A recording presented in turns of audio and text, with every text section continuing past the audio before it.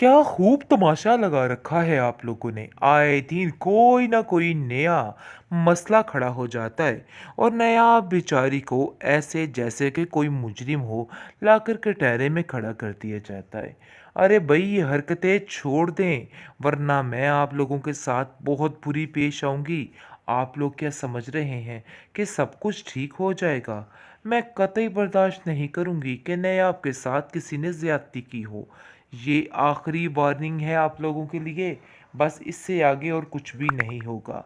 बस मैं यही कहना चाहती हूँ कि अपने दिमागों को सारे दुरुस्त कर लें, क्योंकि अगर मैंने कुछ कर दिया या कह दिया फिर आप लोग बर्दाश्त नहीं कर पाएंगे। मैंने बहुत कोशिश की कि आप लोगों की इन हरकतों को बर्दाश्त कर सकूं, लेकिन मैं नहीं कर पाई क्योंकि आप लोग बहुत सर चढ़ के बोलने लग चुके हैं और आप लोगों की बातें तो बिल्कुल मेरे दिमाग से ऊपर ही जा रही हैं। इसलिए बार बार मैं एक ही बात आप लोगों से कहना चाहती हूँ कि अपने रवैये ठीक कर लो। देखो जुनैद, तुम साफ साफ समझा दो अपने घर वालों को, ख़ास तौर पर अपनी माँ और बीवी को, कि अपने दिमागों को दुरुस्त करें वरना मामला काफ़ी ख़राब हो जाएगा। मैं साफ साफ ये भी कह रही हूँ कि ज़ाबियार को अपने दिमाग से समझा दो, यानी कि निगार, अगर कोई इस तरह की हरकत दोबारा हुई, आप लोगों ने दोबारा कोई तहलका मचाने की कोशिश की, तो मुझसे बुरा कोई भी नहीं होगा। अब बिल्कुल गुस्से में आ चुकी है और दादी कहती है कि नियाब तुम फिक्र मत करो, अब इन लोगों का कोई भी कुछ नहीं कर सकता, यानी कि अब कोई भी तुम्हारा बाल बाका नहीं कर सकता। अब मैं लोगों को साफ साफ कह दे रही हूँ कि अगर कोई भी मसला खड़ा किया तो मामला काफ़ी संगीन हो सकता है और इनको बहुत भारी रकम चुकानी पड़ सकती है। और ये बात अब ये लोग अपने दिमाग में रखें। नहीं, आप किस चीज़ का दिखावा कर रही हो? इस घर में तुम्हारी कोई भी जगह नहीं है और चाहते हुए भी तुम अपनी जगह इधर नहीं बना सकती हो। देखो, अगर कोई फ़र्क उधर आ जाता। असल बात तो ये है कि ऐसा ना हो कि तुम जुनैद की बातों में लग के अपने आप को बड़ी महारानी तस्वर करने लग जाओ।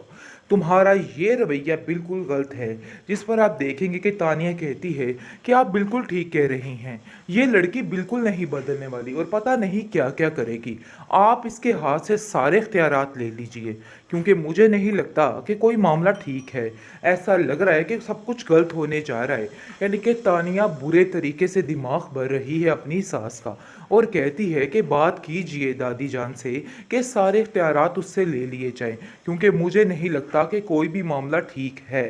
जिस पर आप देखेंगे कि नयाब कहती है कि मैंने कौन से आप लोगों के इख्तियारात को छेड़ा है, मैंने तो कभी किसी चीज़ का नाजायज़ फ़ायदा नहीं उठाया है। अरे एक बात की थी सीधी सी, लेकिन आप लोगों ने तो उस बात का तमाशा ही बना के रख दिया। ऐसी तो कोई बात है ही नहीं थी। लेकिन आप देखेंगे कि वो मानने को तैयार ही नहीं। ज़ावियार कहता है कि कोई ना कोई ऐसी बात तो ज़रूर है, लेकिन इतनी पुरानी हमारी मुलाजमा झूठ कैसे बोल सकती है? तुमने ज़रूर कुछ किया होगा। मुझे पहले दिन से ही शक था कि तुम ये हरकतें करोगी और देखो आज वही हुआ है। तुमने वही कर दिखाया जिस चीज़ का हमें डर था। जिस पर वो कहती है, मेरा यकीन माने, लोगों की बातों में आके आप अपने आप को इस तरह से क्यों ख़राब कर रहे हैं? मैंने कुछ भी नहीं किया, आपको मेरी इस बात पर यकीन करना होगा। लेकिन निगार कहती है कि वो मेरा बेटा है और मेरी ही बात पे यकीन करेगा।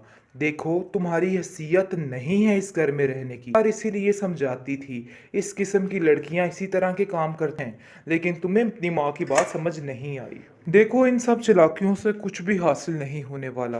ये बात तो तय है कि आप जो कुछ मर्जी कर लो, लेकिन ऐसा वैसा कुछ नहीं होगा। जो उसकी हैसियत है वो उसकी हैसियत ही रहने वाली है। खैर, आप देखेंगे कि नयाब काफ़ी ज़्यादा परेशान है। जिस पर उसकी अपनी दादी उसको कॉल करती है और कहती है कि मुझे तो बहुत अफसोस हुआ ये सुनकर। इतना भी दीद लिहाज नहीं था जावियार में कि उसने हमें 2 पल के लिए वहाँ पे बर्दाश्त कर लिया हो। मैं तो हैरान ही होगी, मेरी तो अक्ल ही दंग रहेगी। तुम्हारी भाभी इस बात से काफ़ी खफा है। आखिर ये लोग क्या अपने आप को समझते हैं, ऐसा कैसे कर सकते हैं? जिस पर वो कहती है, आप फिक्र मत करें, सब ठीक हो जाएगा। और भाभी को भी समझाइएगा कि दिल में ऐसी कोई भी बात ना रखेगा। खैर, आप देखेंगे कि हर तरीके से नयाब हर चीज़ को हैंडल करने की कोशिश करती है, लेकिन बेसूद कुछ भी उसको हासिल नहीं होता है। जो वो अच्छा करने की कोशिश करती है उसके बरक्स हो जाता है और उल्ट हो जाता है। इसलिए वो काफ़ी परेशान हो जाती है।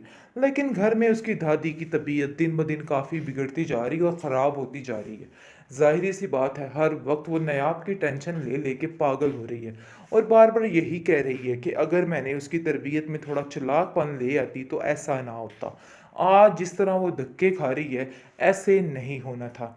खैर आप देखेंगे कि नायाब जो है वो दादी से कहती है कि सारे ठीक ही तो कह रहे हैं। आप सारी ज़िम्मेदारियाँ हर चीज़ अपने होल्ड में रखें या फिर तानिया को दे दीजिए। वो वाक़ई में मुझसे बहुत ज़्यादा काबिल है और वो हर चीज़ को बड़े अच्छे तरीके से सँभालेगी। आगे से वो कहती है कि ये बात तुमने तय नहीं करनी है, ये बात मैंने तय करनी है और मैंने कर ली है। जो जिसका हक है उसको ज़रूर मिलेगा। देखो किसी के साथ इधर नाइंसाफ़ी नहीं हो रही है। तुम्हें परेशान होने की कोई भी ज़रूरत नहीं। यानी कि पूरे तरीके से उसको तसल्ली दी जा रही है कि तुम इन सब बातों की टेंशन ना लो। हालाँकि बीचन जानती हैं कि सारा कुछ वो लोगों के कहने पे कर रही है। यानी कि दिन ब दिन जो उसके बदतर से बदतर हालात होते जा रहे हैं, उसको देखकर उसके मद्देनज़र वो ये सारी बातें कर रही है। लेकिन आप देखेंगी कि वो उसको समझाने की कोशिश करती है कि तुम बिला वजह परेशान मत हो। ये लोगों का काम है बोलना और ये लोग बोलते रहेंगे। इसलिए मज़ीद इन सब लोगों की टेंशन नहीं लेनी है। खैर आप देखेंगे कि जुवेरिया कहती है कि इस बात का बदला तो मैं लेकर ही रहूँगी इससे। इसने जो कुछ मेरे साथ किया है, इन सब चीज़ों में इसकी गलती है।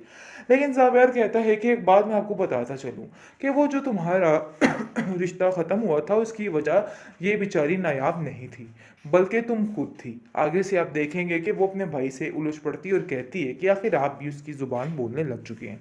ये बात तो तय है और ये बात हमें समझ आ रही है। लेकिन वो उसको समझाने की कोशिश करता है कि मुझसे खुद नायला आंटी की बात हुई है, उन्होंने मुझसे खुद सारी बात की है। इसलिए किसी पर बिला वजह तोहमत और इल्ज़ाम लगाने से बेहतर है कि अपनी ज़ुबान को बंद रखा जाए और मज़ीद इस तरह की कोई भी बात आइंदा से तुम नहीं करोगी। चाहे जो कुछ भी है उसका एक हक है इस घर में और तुम्हें ये बात समझनी होगी। आप लोग इस बात को समझने की तरफ नहीं जा रहे हैं। लेकिन जैसे ही उसका दिमाग अच्छे रास्ते पर, अच्छे ट्रैक पर चलता है, साथ ही तानिया और निगार कुछ ना कुछ ऐसा कर देती हैं कि सारा मामला उल्ट हो जाता है और कुछ समझ भी नहीं आती किसी को। खैर आप देखेंगे कि दादी समझाती है नायाब को कि नायाब तुम परेशान मत हो, देख लेना तुम्हारा जो मुकाम है वो मैं तुम्हें दिलवा कर ही रहूँगी। चाहे ये लोग लाख कोशिशें कर ले उसके बावजूद भी इनको कुछ हासिल नहीं होने वाला। ये बात तो तय है। लेकिन आप देखेंगे कि फ़िलहाल जो मामलात जा रहे हैं, उनकी वजह से बेचारी नायाब काफ़ी परेशान है और वो समझ रही है कि बहुत मुश्किल है ये सब कुछ करना, क्योंकि उसको खुद समझ नहीं आ रही है।